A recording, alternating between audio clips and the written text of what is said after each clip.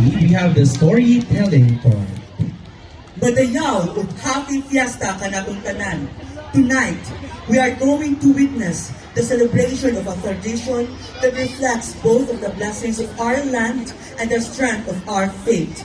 This festival is a tribute to the abundant harvest of tuba, a Filipino palm wine made from the sap of coconut or nipa palm trees, which has been a symbol of hard work, resilience, and unity among the people in Bourbon, Cebu. It is not just a celebration of bounty, but to honor Saint Sebastian, the courageous martyr whose unwavering faith continues to inspire and protect the people of Cebu. Tuba Festival is being celebrated on January 20. The Tuba Festival was created to promote and preserve this cultural heritage, while giving local communities an opportunity to showcase their creativity and craftsmanship. Over the years, it has grown to include vibrant street parades, cultural performances, and of course, tasting of various tobacco concoctions. And now, let us enjoy a captivating performance from Zone 8 as they bring to life the Tuba Festival in showcasing a dance full of energy, vibrant colors, and graceful movements. This dance is not just a celebration of tradition, but also a display of unity and joy, reminding us of the beauty of the culture of the Cebuano people.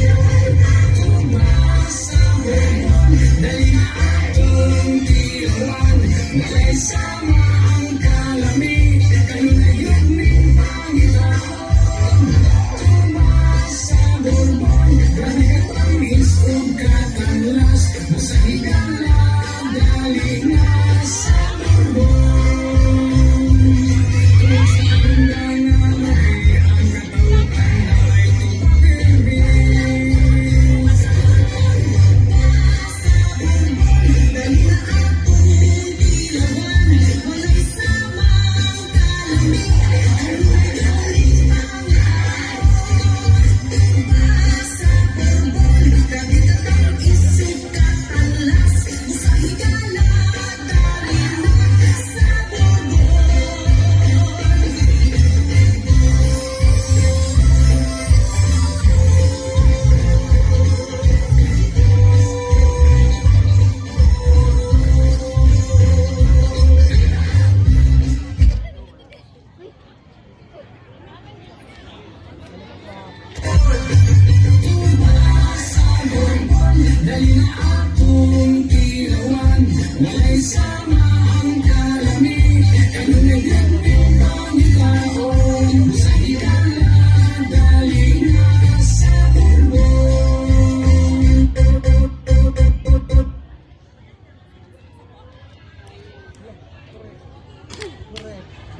Walang tayo gumot ha. Magbuntag ta. Music operator!